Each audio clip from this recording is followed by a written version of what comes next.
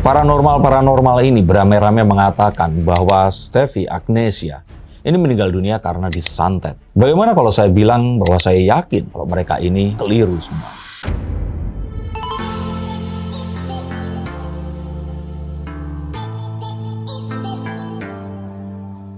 Halo Sainsikers, kembali berjumpa bersama saya Denny Darko. Tidak ada yang namanya misteri, yang ada adalah tanda-tanda yang kita semua coba untuk mengerti. Banyak yang DM dan menanyakan tentang apa yang sebenarnya terjadi dalam kasus meninggalnya seorang bisnis selebgram yang dulu adalah mantan istri dari Samuel Rizal dalam kematiannya yang diliputi misteri. Video-video lamanya kemudian digali kembali dan pernyataannya tentang kecurigaan bahwa dirinya disantet oleh seseorang. Ini menjadikan sebuah pintu masuk akan banyaknya asumsi-asumsi yang bermunculan dan juga adanya penuduhan terhadap salah satu selebgram lain yang juga melakukan bisnis yang sama. Betulkah dia yang melakukan santet ini? Apakah memang paku yang ada di dalam tubuhnya itu nyata? Yuk kita akan lihat menggunakan kartu-kartu saya. Hingga detik ini, keluarga ini masih diam dan belum memberikan keterangan tentang apa yang sebenarnya menjadi penyebab kematian dari Steffi Agnesiya. Di usianya masih terbilang muda, 32 tahun, Steffi memang dikabarkan menderita beberapa penyakit yang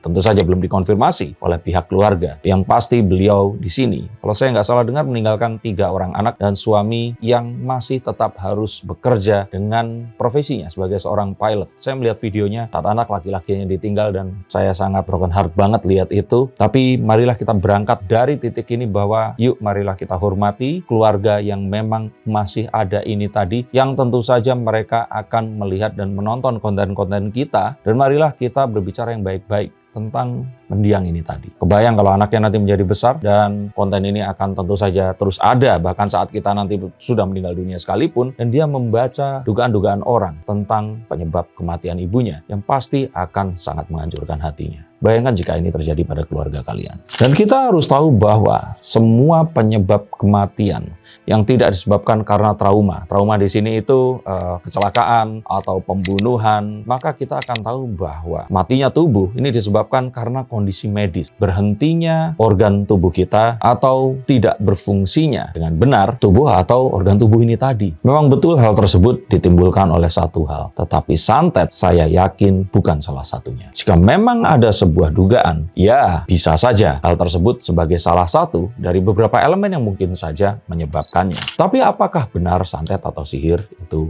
ada? Saya sebagai seorang muslim yang memang harus mempercayai tentang sihir dan hal-hal gaib lainnya mengatakan dan memang mengetahui bahwa hal tersebut benar adanya. Tapi saya yakin bukan itu yang menyebabkan kematiannya. Sama seperti jika seseorang jadi stres dan terus kemudian orang meninggal dunia karena stres. Kita nggak akan bisa bilang orang meninggal dunia karena stres. Stres mungkin bisa menyebabkan bunuh diri, maka bunuh diri itulah menggunakan apa? Nah, itulah yang menyebabkan orang ini tadi meninggal dunia. Dan mohon dimengerti bahwa saya tidak mengimplementasikan hal tersebut tadi. Tapi mengapa saya sangat yakin bahwa bukan santet yang menyebabkan kematiannya? Dan mengapa ini semua menjadi lepas kendali dan jadi berita yang malah tidak mengundang simpati sama sekali? Saya melihat bahwa sihir, payung dalam santet ini tadi, ini sebenarnya sesuatu yang ada tapi sudah sangat langka sekali. Dan jikalaupun ternyata sihir itu ada, sihir itu tidak akan digunakan untuk hal-hal yang seremeh-temeh ini tadi. Karena apa? Karena sihir yang benar adanya itu membutuhkan sebuah tarif yang akan sangat mahal, bahkan tidak 1:1, tapi bahkan akan merugikan si pelaku sihirnya ini tadi. Maka jika kita ingin menghilangkan nyawa orang lain, maka kita harus kehilangan 1 nyawa dari orang yang kita sayangi untuk hal itu bisa terjadi. Dan bahkan sihir itu sangat mungkin untuk kembali kepada si penenungnya ini tadi. Dan saya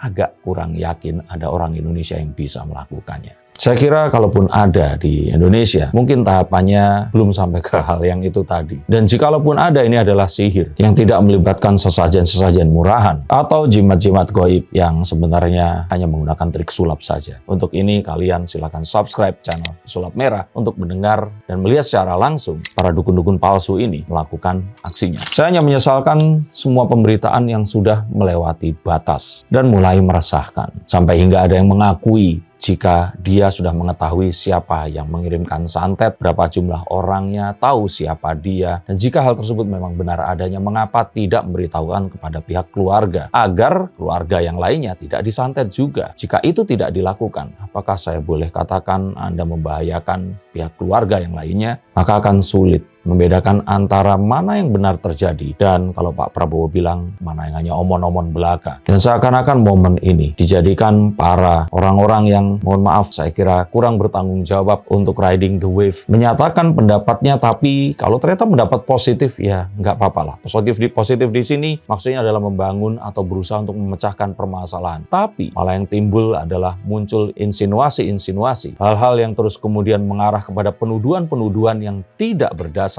dan menjadikan syakwa sangka yang bergulung dan menyebar kemana-mana, membuat banyak orang saling curiga dan mencurigai. Apakah kalian tidak menyadari bahwa ini bahkan mungkin akan lebih membunuh dari santet yang diteorikan itu sendiri? Mungkin saya akan bahas pada konten yang berikutnya nanti. Lalu kira-kira apa yang menyebabkan hal ini terjadi? Maka izinkan saya untuk menteorikan sesuatu yang, oke lah, mari kita anggap saja ini sesuatu dari masa lalu saya, dari sesuatu yang terjadi pada klien-klien saya, bukan kepada kasus ini secara langsung. Tahukah Anda tentang sebuah kondisi yang dinamakan sebagai psikosomatis? Suatu simptom atau gejala penyakit yang terus kemudian muncul bukan karena penyakit yang ditimbulkan oleh virus, bibit penyakit, dan bakteri, serta sebagainya, tetapi karena kondisi stres atau mental state yang membuat hal tersebut menjadi terjadi. Ini saya curigai karena dalam beberapa videonya, Steffi mengatakan bahwa dia yakin sekali kalau dirinya disantet. Dan dia sepertinya sudah memiliki teori tentang siapa orang tersebut tadi. Dan entah dari mana datangnya, ada sebuah foto ronsen yang tersebar kemana-mana yang saya tidak tahu bagaimana kita semua bisa mendapatkan informasi yang sifatnya rahasia. Nah, itu adalah sesuatu yang memang di-share oleh mendiang. Maka kita pun harus mempertanyakan dari mana hasil ronsen tersebut dan dilakukan di mana agar menjadi jelas, dan ini semua bukanlah sebuah informasi yang terus kemudian dibubuhi informasi yang lain untuk menimbulkan sebuah informasi palsu yang saya kira bisa saja dilakukan oleh pihak-pihak yang tidak bertanggung jawab. Tapi mari kita kembali ke teori psikosomatis itu tadi. Karena percayanya seseorang terhadap sebuah kondisi bisa memicu kondisi stres di alam pikirannya yang akan bisa mempengaruhi satu kondisi tubuh, sederhananya seperti mengeluarkan asam lambung secara berlebihan dan menimbulkan penyakit GERD jika hal tersebut tidak segera ditangani, yang terus kemudian akan bisa memancing munculnya perlawanan tubuh menggunakan antibodi secara tidak terkendali pula, yang jika hal tersebut terjadi selama beberapa waktu, maka bisa menyebabkan penyakit yang dinamakan sebagai autoimun. Bahkan ini tidak hanya saya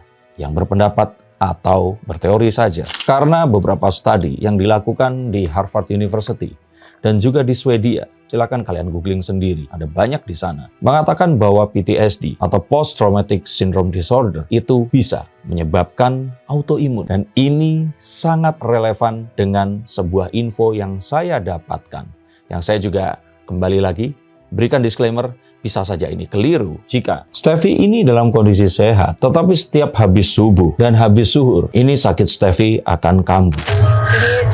Biasanya kambuh itu selepas zuhur sampai maghrib. Habis zuhur? Habis zuhur sama habis subuh? Subuh. Oh, habis zuhur sama habis subuh. Subuh ya, banyak kan. Dan itu terjadi sudah lama. Tahunan. Sudah bertahun-tahun.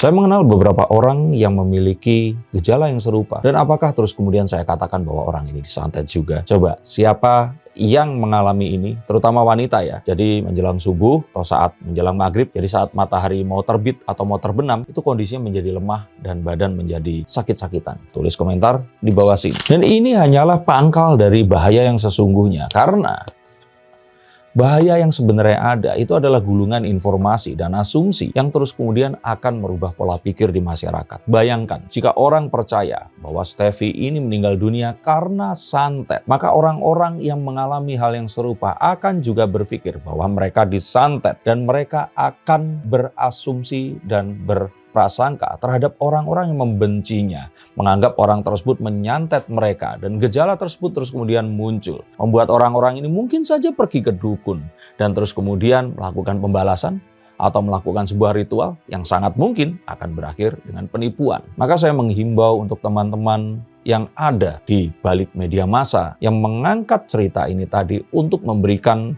sebuah berita yang berimbang. Tidak hanya membahas tentang perihal mistis dan misteri yang tentu saja ini silahkan untuk ditanyakan kepada orang yang mengaku sebagai pakarnya. Tetapi galilah juga informasi kemungkinan yang berbeda. Galilah kemungkinan yang lain yang mungkin saja memberikan ruang kepada orang yang saat ini tersudut untuk juga membuktikan bahwa bisa saja mereka tidak bersalah karenanya. Yang lebih parah lagi adalah semakin bermunculannya nanti, ditakutkan ya, atau mungkin sudah terjadi, orang-orang yang terus kemudian mengaku sakti, padahal mereka mungkin hanya bermodal nonton konten YouTube atau pengen jadi artis dan terkenal, terus kemudian mengaku bisa melakukan hal-hal yang gaib, menyembuhkan orang lain, dan melakukan santet untuk keperluan yang ya emang ada ya santet yang baik ya. Maka yuk kita akhiri ini semua dengan sebuah hal yang mungkin akan menjadi penyejuk untuk keluarga yang ditinggalkan. Saya pernah ditinggalkan oleh ibu saya, dan setiap orang menanyakan tentang bagaimana proses ibu saya meninggal. Bahkan hanya mengingatnya seperti sekarang ini, menggali sebuah kenangan yang buruk, yang membuat seakan-akan ibu saya meninggal sekali lagi di hadapan saya. Maka bayangkanlah apa yang ada di benak keluarga yang ditinggalkan saat berita ini terus kemudian bergulung dan terus kemudian dibicarakan orang, tetapi tidak membahas tentang kebaikan mendiang, melainkan sibuk berteori tentang misteri santet yang diduga menyebabkan kematiannya. Lalu apakah benar bahwa santet ini bisa membunuh? Dan apakah saya percaya tentang santet itu tadi? Dan bagaimana jika saya katakan bahwa sebenarnya santet itu tidak bisa membunuh siapapun? Dan izinkan saya untuk juga membahas bagaimana cara kerja santet di konten yang berikutnya nanti. Tapi untuk kalian semua yang merasa relate dengan kondisi ini dan dengan konten ini, silahkan tulis komentar kalian di bawah. Dan apakah kalian setuju untuk mengakhiri ini semua, untuk tidak membicarakan tentang santet dan santet lagi terhadap mendiang Stefi Agnesiya? Dan marilah kita mendoakan dan meniru budi baiknya, serta berdoa agar hal yang buruk tidak terjadi pada keluarga dan orang-orang yang kita cinta. Terima kasih, sampai jumpa, dan salam.